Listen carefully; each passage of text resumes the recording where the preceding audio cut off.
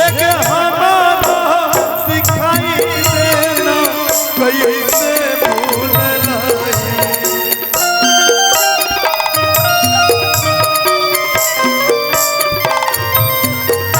एक हमारा सिखाई देना कैसे भूल पगल बीनू पगली जिया सिखा पगल बीनू पगली जिया सिखा हमारा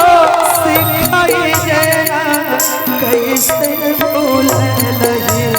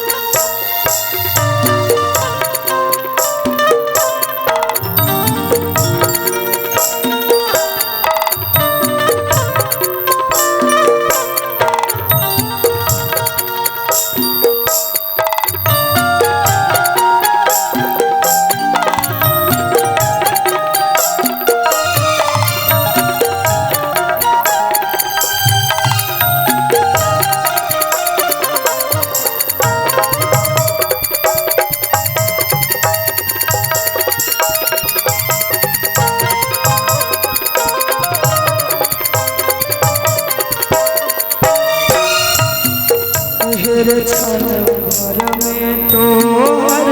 पता लगे मान रे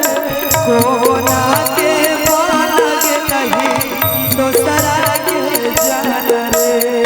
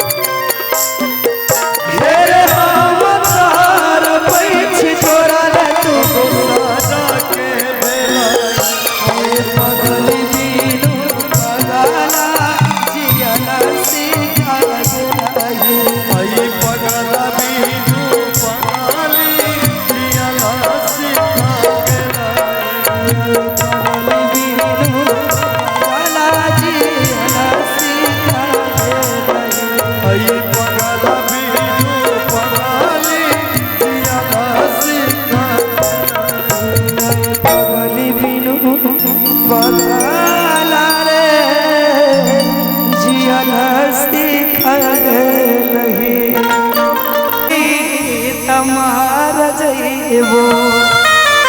काट के तरनवा में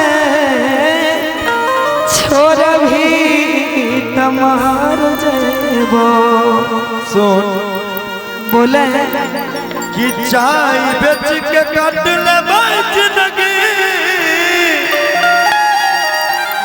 रेलवे स्टेशनवा कर ले बैसदिया चले कि कर ले बैसदिया चले हाई गुट पटनवा कर ले बैसदिया चले भाग गेलियो घर से हम बता तोरे कहनवा में भाग गेलियो घर से हम बता तोरे कहनवा में छोड़ भी तमार जइबो छोड़ भी तमार जइबो काट के तरनवा में छोड़ भी तमार जइबो काट के तरनवा में छोड़ भी तमार जइबो। चाय बेच के काट ले जिंदगी रेलवे स्टेशनवा में चाय बेच के काट ले जिंदगी रेलवे स्टेशनवा में कर ले बैसदिया चले आई कुछ पटनवा में कर ले बैसदिया चले आई कुछ पटनवा